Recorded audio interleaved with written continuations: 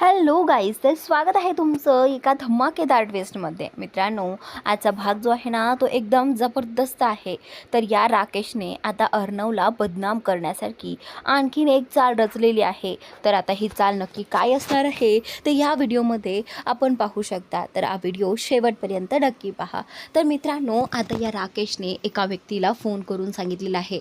राकेशकडे फोनसुद्धा असतो आणि राकेश जो आहे तो अशा व्यक्तींना भेटत असतो जे व्यक्ती इथे अर्णवला बदनाम करण्यासाठी टपलेले असतात. तर आता हा राकेश जो आहे ना तो बोलत असतो की अर्णव, मी तुला कधीही सुखाने जगूच देणार नाही. बघ, आता तू मला या जेलमध्ये सडण्यास भाग पाडला आहे ना, तर एक दिवस तुझ्यावरही मी हीच वेळ आणेल.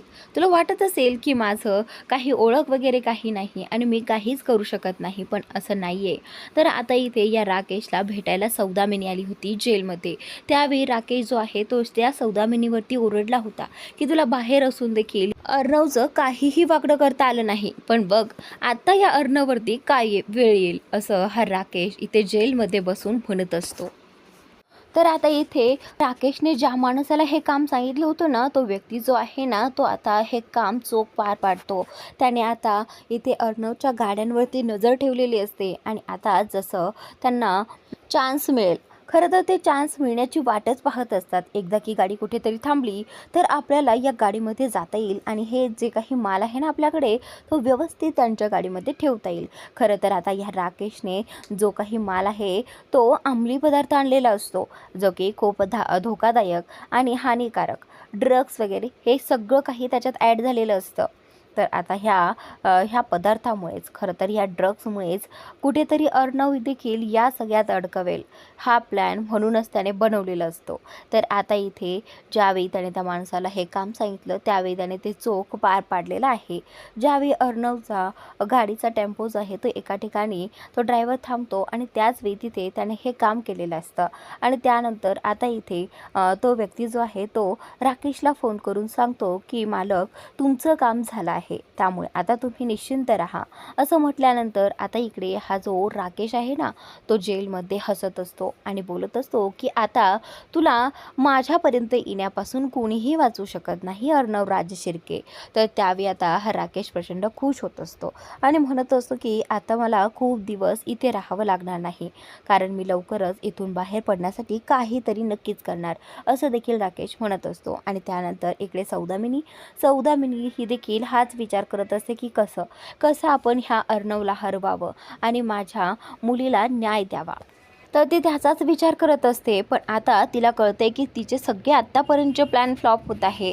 आतापर्यंत त्यांनी कॉम्पिटिशनमध्ये भाग घेऊ नये, पार्टिसिपेट करता येऊ नये त्यांना, म्हणून तिने अतोनात प्रयत्न केले. तर आता इथे तरीसुद्धा अर्णव आणि ही जी ईश्वरी आहे ते दोघेही जण या कॉम्पिटिशनमध्ये भाग घेणार आहेत. कुठेतरी तिला भीती वाटत असते की जर ही कॉम्पिटिशन ते जिंकले तर सगळं काही आपल्या हातातून जाईल, असंही तिला वाटत असतं. म्हणूनच आता तिने ठरवलं आहे की नाही, काहीही झालं तरी हे जिंकता कामा नये. तर त्यानंतर आणि तिच्या या सगळ्या प्लॅनमध्ये ही वल्लरी देखील सामील असते. अर्णव आणि ईश्वरीचं वाईट व्हावं हे सगळ्यांनाच, वल्लरीला, त्या सौदामिनीला, राकेशला आणि हा उदयकांत, या सगळ्यांना फक्त एवढंच वाटत असतं की फक्त अर्णवची बदनामी आणि त्यांचं जगणं मुश्किल करून सोडायचं आहे. तरी देखील अर्णव सगळ्या या अडचणींना मात देऊन पुढे जात आहे आणि हे त्यांना अजिबात सहन होत नाही आहे. तर आता इकडे राकेश जो आहे तो म्हणत असतो की यात माझ्या प्लॅनमधून आता या अर्णव राज शिर्केला कोणीही वाचू शकत नाही. तर आता इथे या राकेशने पोलिसांना कळवलं आहे की अशा गाडीतून असा माल ट्रान्सफर होतो, तर तुम्ही, मला असं वाटतं की एकदा त्या गाड्या जाऊन चेक कराव्यात. तर आता इथे राकेशने त्या गाड्यांचं नाव देखील सांगितलं असतं आणि तो टेम्पो कोणत्या कंपनीचा आहे हे देखील त्याने सांगितलेलं असतं. तर आता त्याने अर्णवच्या कंपनीचं नाव सांगितलेलं असतं आणि त्या टेम्पोचा नंबर वगैरे सगळं काही पोलिसांना दिलेलं असतं. तर त्यावेळी आता पोलीस जे आहे ते बोलतात की तुम्ही कोणत्या बेसवर हे सगळं बोलता. तर त्यावेळी आता इथे हा जो राकेश आहे ना तो बोलू लागतो की माझी माहिती कन्फर्म आहे, तुम्ही एकदा चेक करून घेऊ शकता. ते सगळेजण ते ड्रग्स सेवन करतात आणि त्यानंतर ते ड्रग्स जे आहे ते इकडे दुसरीकडेही विकतात. तर त्यामुळे मला असं वाटतं की तुम्हीही त्यांना पकडलं पाहिजे. तर त्याचनंतर आता पोलीस जे आहे त्या गोष्टीचा तपास घेण्यासाठी होकार देतात आणि त्यानंतर आता इकडे अर्णव आणि त्यांचा जो काही माल आहे तो आता कंपनीमध्ये चाललेला असतो. तर आता पोलिसांनी त्या टेम्पोचा नंबर पाहून तो टेम्पो अडवलेला आहे. तर त्याचनंतर आता इथे ज्यावेळी तो पोलीस टेम्पो अडवतात त्यावेळी आता तो ड्रायव्हर देखील घाबरून गेलेला आहे की का हे पोलीस माझा टेम्पो अडवत आहे. तर आता पोलिसांनी त्या टेम्पोची झडती वगैरे घेतलेली आहे आणि त्याचनंतर आता पोलिसांना तिथे त्या सगळ्या मालांमध्ये काही अंमली पदार्थ मिळतात. तर आता हे जे पदार्थ मिळाल्यानंतर तो ड्रायव्हर देखील थक्क होतो, कारण ड्रायव्हरला माहिती आहे की आत्तापर्यंत सगळा माल जो आहे तो फक्त कंपनीचा माल येत होता. असं काही कधीही या मालामध्ये ॲड झालं नव्हतं. पण आज हे अंमली पदार्थ कुठून आलं हा प्रश्न आता त्यांना पडलेला असतो. तर त्यानंतर आता पोलीस जे आहे ते चौकशी करू लागतात की हा टेम्पो कोणाचा आहे. तर त्यावेळी आता पोलिसांना अर्णव राजशिर्केचं नाव इथे कळलं जातं आणि त्यानंतर हे जे पोलीस आहेत ते आता अर्णवच्या घरी जातात. घरी गेल्यानंतर आता पोलीस जे आहे ते अर्णवला बाहेर बोलवतात. त्यावेळी आता अर्णव बोलतो की बोला ना साहेब, काय काम होतं तुमचं. तर त्यावेळी आता इथे पोलीस जे आहे ते बोलू लागतात की मिस्टर अर्णव राजशिर्के, तुम्हाला अरेस्ट करण्यासाठी आम्ही इथे आलो आहोत. तर तुम्हीच आहात का अर्णव राजशिर्के. तर त्यावेळी अर्णव पुढे येतो आणि अर्णव त्यांना विचारू लागतो की नक्की काय घडलं आहे आणि तुम्ही मला अरेस्ट करायला का आला आहात. तर आता पोलीस सांगू लागतात की तुमच्या गाडीच्या मालामध्ये काही अंमली पदार्थ तुम्ही ॲड केले आहेत आणि आम्हाला असं कळालं आहे, आम्हाला अशी खबर मिळाली आहे की तुम्ही खूप वर्षांपासून हे अंमली पदार्थ इकडे तिकडे ट्रान्सफर करता. आणि त्यानंतर आता इथे अर्णव हे ऐकल्यानंतर चकित होतो की अर्णव बोलू लागतो की हे सगळं काय आहे. नाही, आम्ही असं काहीच करत नाही, हे खोटं आहे, हे चुकीचं आहे.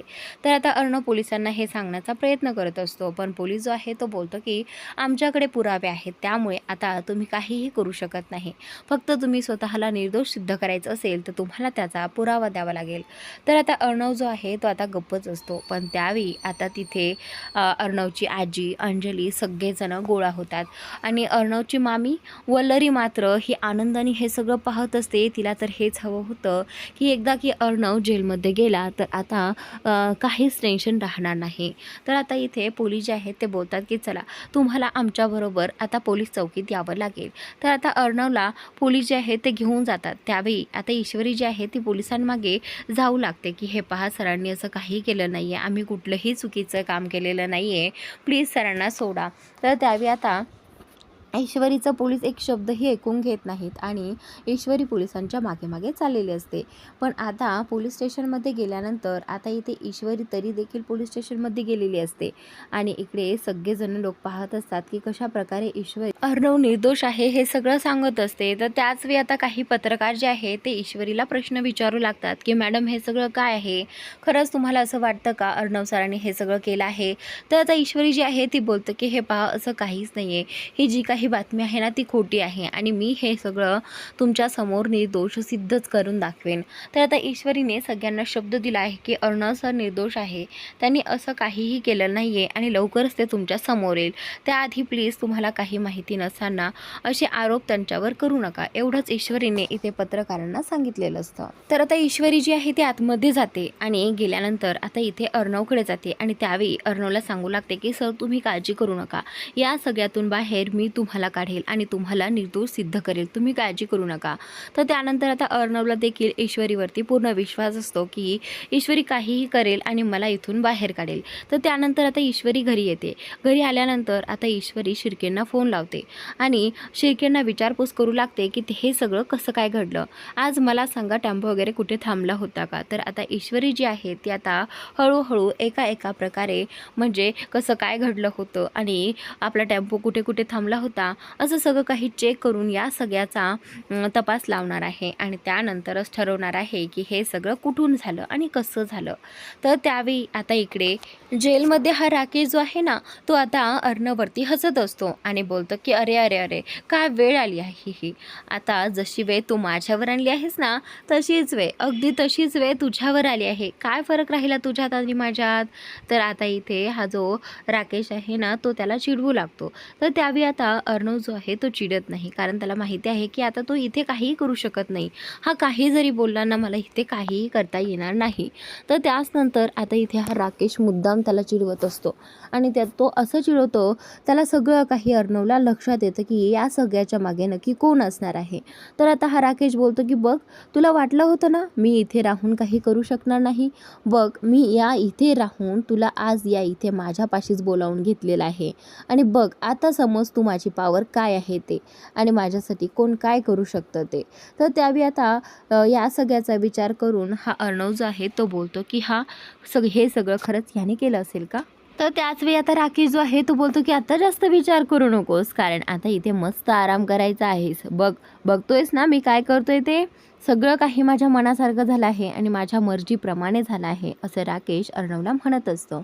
आणि आता तुला कळत असेल की माझी पावर काय आहे ते.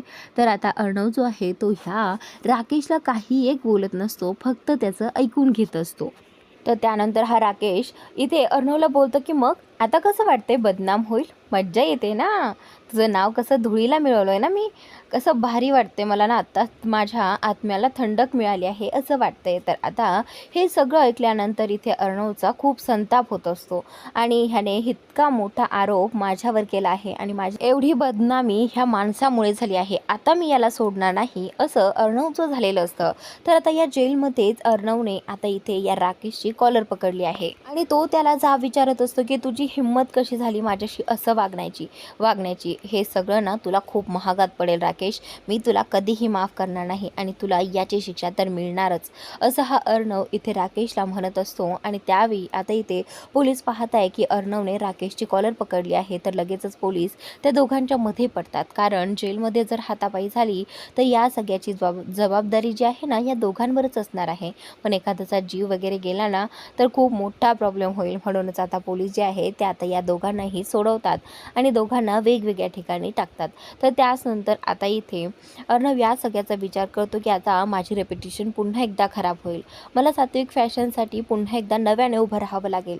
तर आता इकडे ईश्वरी जी आहे ते आता घरी जायला निघालेली असते आणि रिपोर्टर्सने काही मध्यस्थीला अडवलेलं असतं. तर आता पुढे काय करणार, या सगळ्यातून तुम्ही त्यांना कसं बाहेर काढणार. तर ईश्वरी जी आहे ती रिपोर्टरांचा म्हणते, मला माहीत आहे, मला खात्री आहे की माझे अर्णव सर असं कधीच करणार नाही, तर त्यामुळे तुम्ही ही वाट पहा, लवकरच मी त्यांना निर्दोष सिद्ध करून दाखवेलच. तर त्यानंतर आता घरचे सगळेजण टेन्शनमध्ये असतात की हे सगळं काय झालं.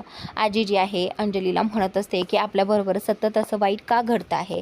तर आता अंजली आजीला समजावून सांगत असते की आजी तू काळजी करू नको, सगळं काही व्यवस्थित होईल.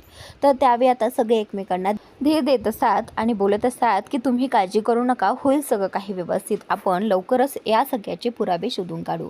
ईश्वरी येते आणि मामा आणि आकाशला बोलते की हो आकाश, आपल्याला हे सगळं लवकरात लवकर शोधून काढलं पाहिजे, अर्णव सरांना मी खूप जास्त दिवस तिथे पाहू शकत नाही. तर आता इथे आकाशही बोलतो की हो, आपण लवकरात लवकर दादाला तिथून बाहेर काढू. तर मित्रांनो, आजचा भाग इथे संपतोय, पुढील भाग नक्की पहा.